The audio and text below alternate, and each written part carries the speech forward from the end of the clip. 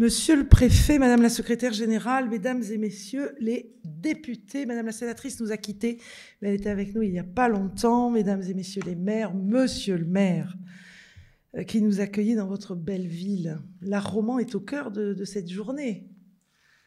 On est vraiment, et je suis extrêmement heureuse que POPSU, le GIP EPO, qui nous réunit aujourd'hui, Jean-Baptiste Marie ait choisi Saintes pour nous accueillir pour le lancement de ce congrès, de ce campus POPSU.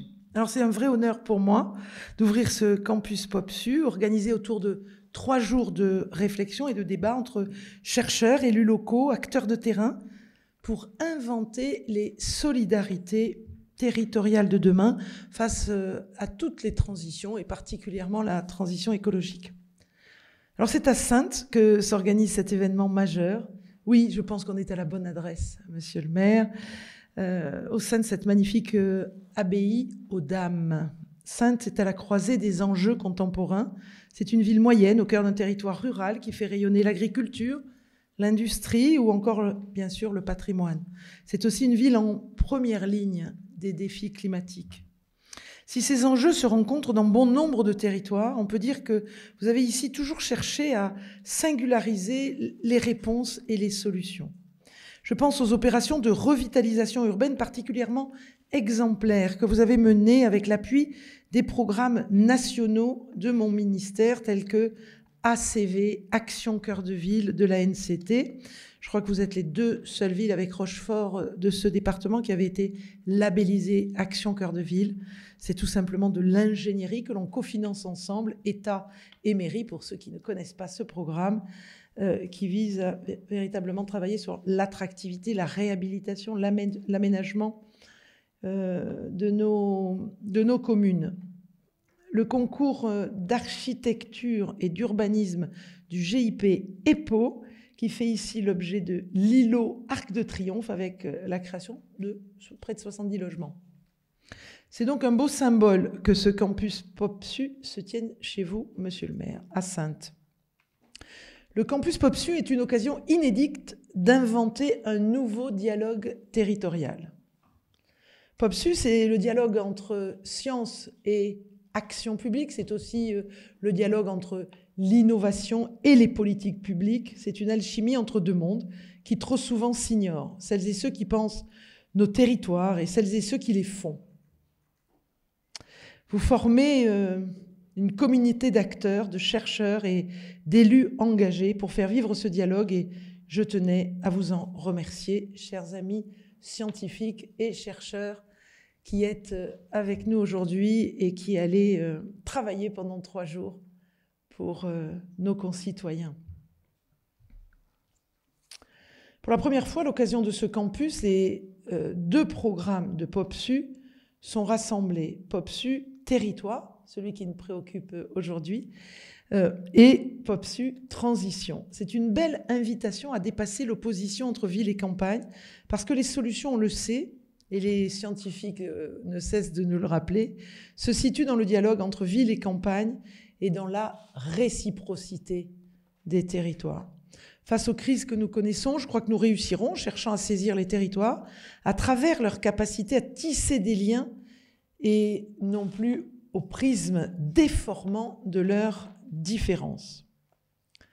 Depuis le début de mon mandat, sûrement en raison de mes nombreuses rencontres universitaires tout au long de ma vie professionnelle, je n'ai eu de cesse d'insister sur l'importance de rapprocher recherche et action et d'aider nos élus à mieux comprendre les défis de leur territoire.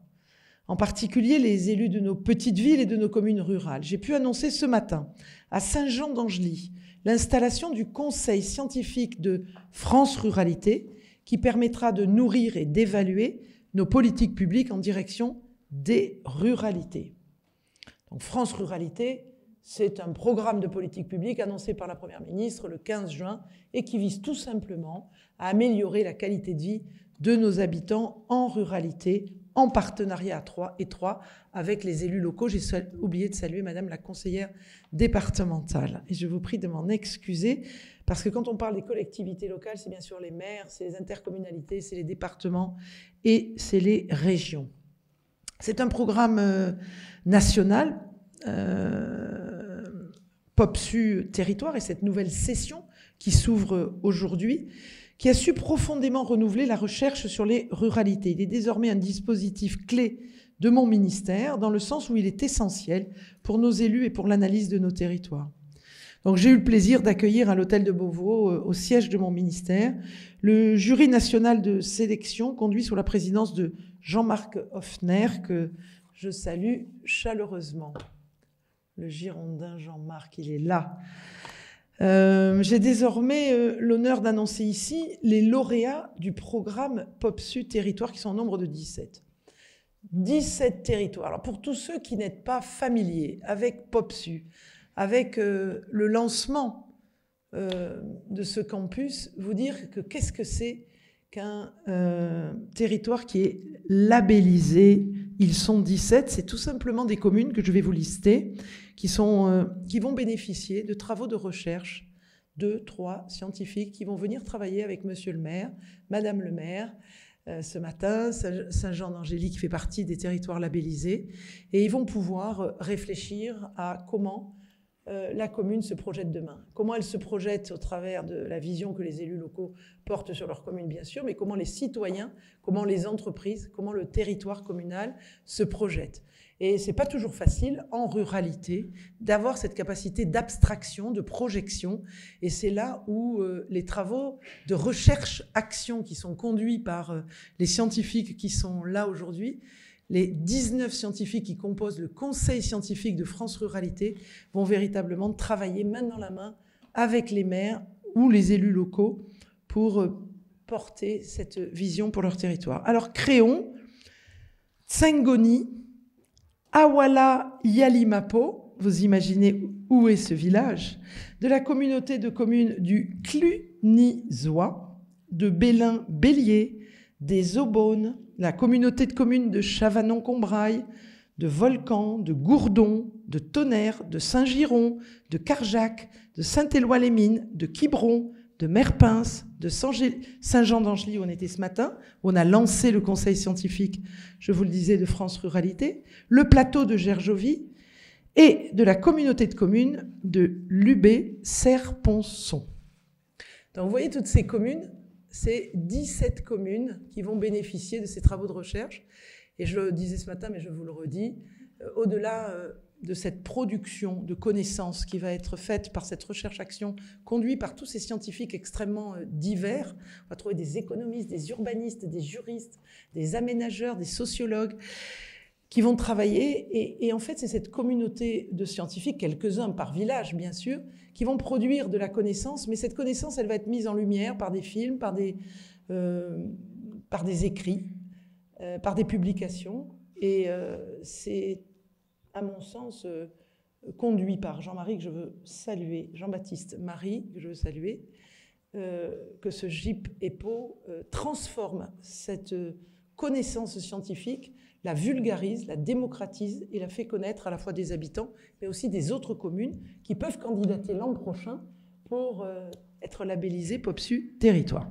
Donc je veux féliciter évidemment l'ensemble des élus qui, accompagnés des chercheurs, ont construit ces candidatures conjointement et qui vont désormais pouvoir conduire ces projets et donc bénéficier de financement.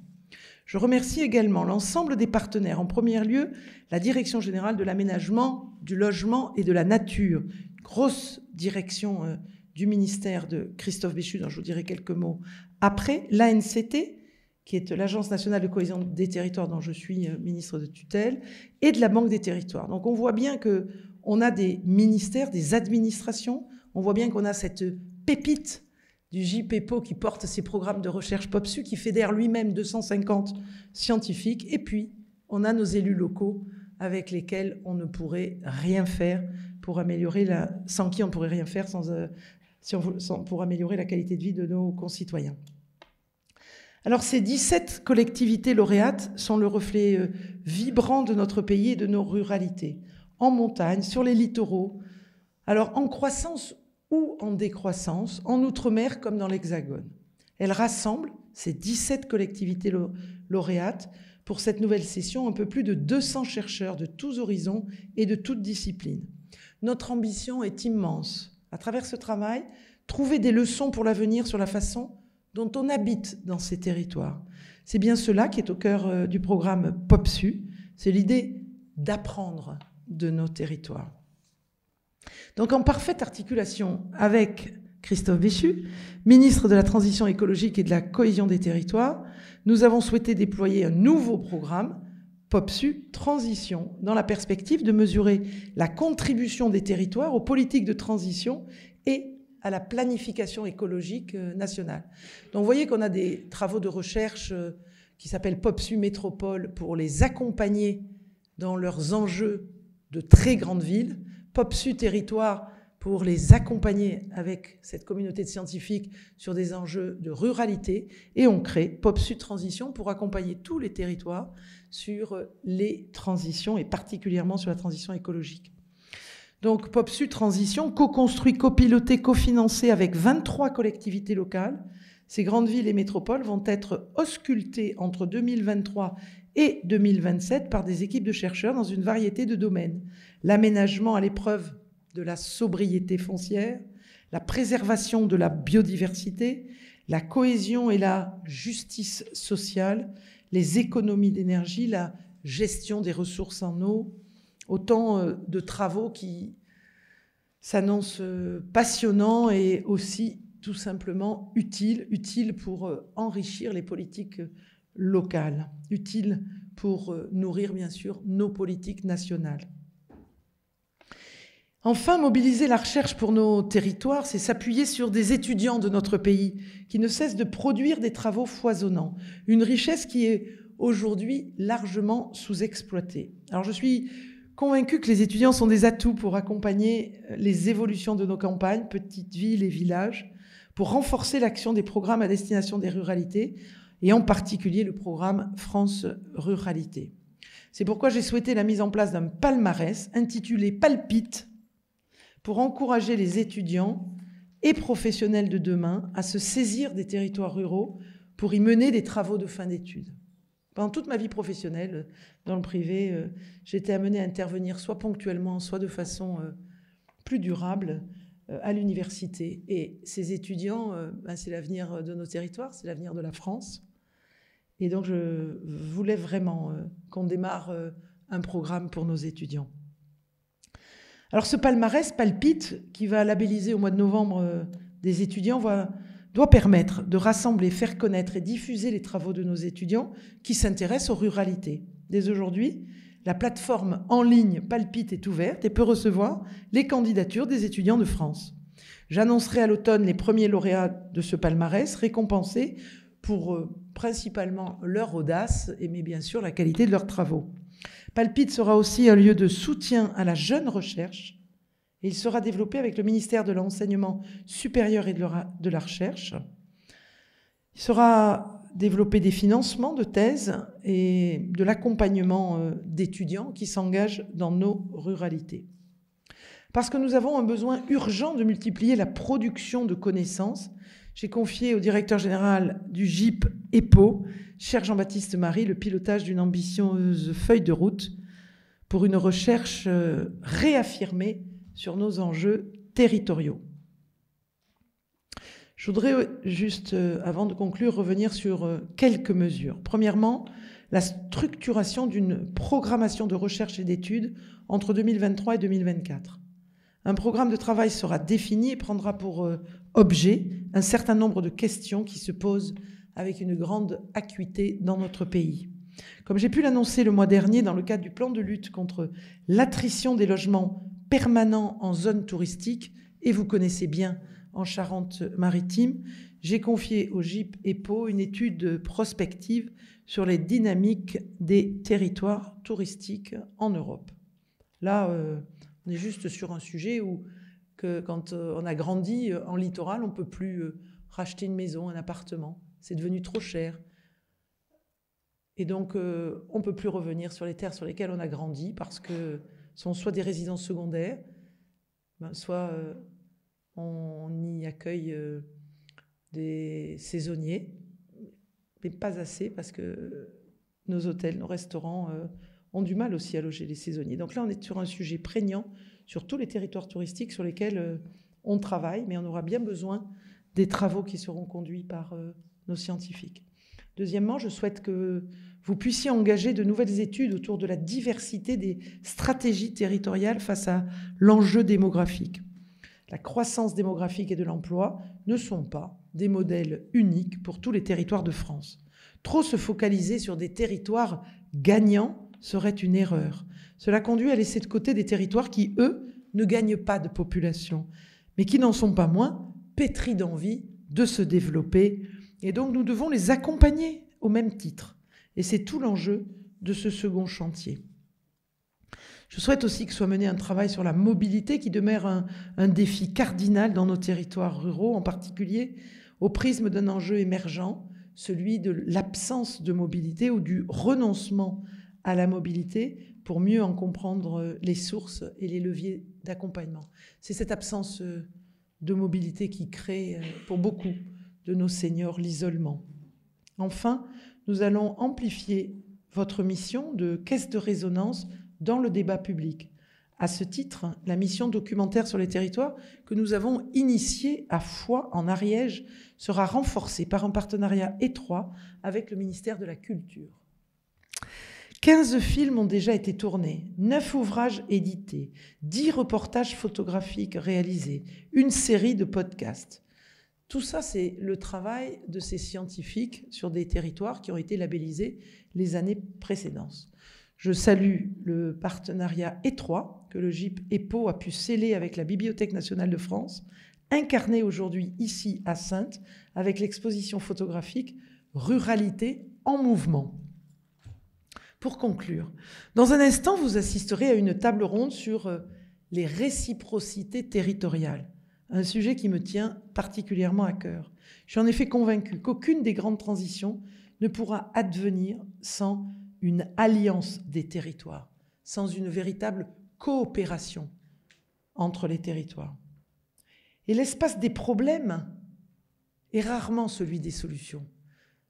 Donc si on n'élargit pas son territoire pour essayer de trouver des solutions, alors les problèmes s'enquistent. Donc allons chercher les solutions parfois sur des territoires voisins.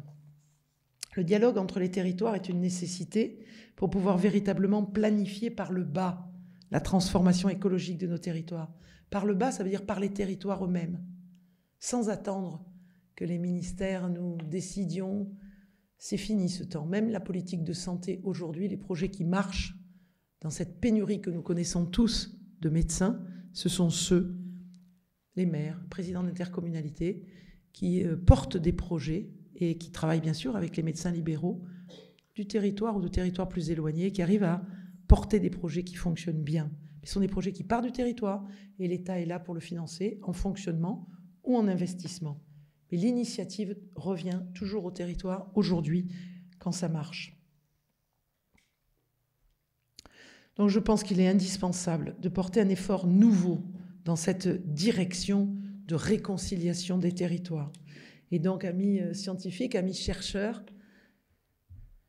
c'est vous qui allez y concourir, qui allez nous y aider. J'organiserai avec vous dans les prochains mois un grand colloque national sur ce sujet. Vos travaux en constitueront un premier socle au printemps. Au fond, mesdames et messieurs, je crois que nous partageons toutes et tous ici une même ambition, celle d'une action publique éclairée par la science face aux défis immenses de demain. Je vous remercie chaleureusement de votre attention et je vous souhaite d'excellents travaux pendant ces 3 jours, amis scientifiques.